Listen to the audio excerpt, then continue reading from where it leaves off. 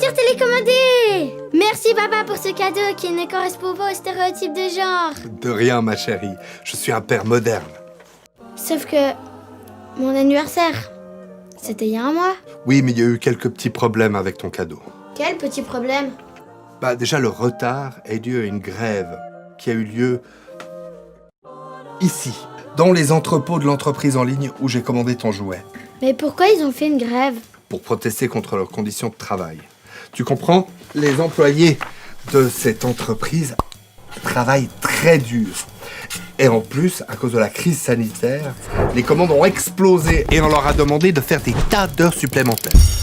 Mais ils sont payés plus. Mais pas forcément, parce qu'on leur fixe des objectifs très difficiles à atteindre et s'ils n'y arrivent pas, on leur retient une partie de leur salaire.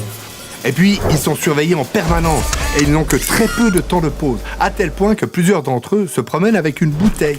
Pour boire? Non, pour pisser. Ces employés font en moyenne 16 km à pied par jour et ils sont très mal payés. En tout cas, bien moins que leur patron qui est l'homme le plus riche du monde.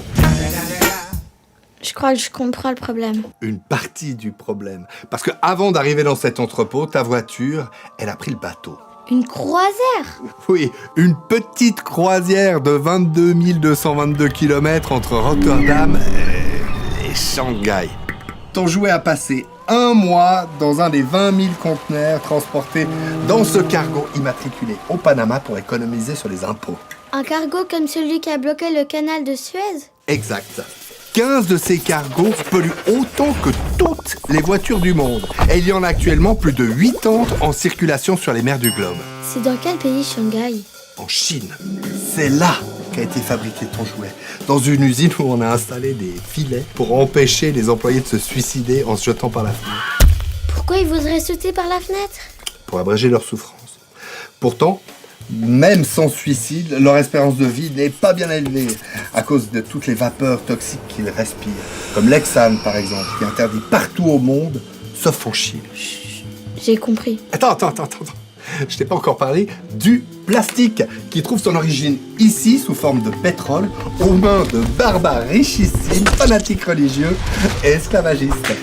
Plastique qui bien souvent termine dans le ventre des oiseaux, puisqu'il est très difficile à recycler. C'est bon, papa. Et puis il y a la batterie de ton jouet, qui est un agglomérat de tout un tas de composants, avec notamment du coltan, qui est un minerai qu'on trouve au Congo, dans des mines, où il est extrait par des enfants, sous le joug de soldats, qui ont exterminé leur père et mutilé sexuellement leur mère en leur enfant.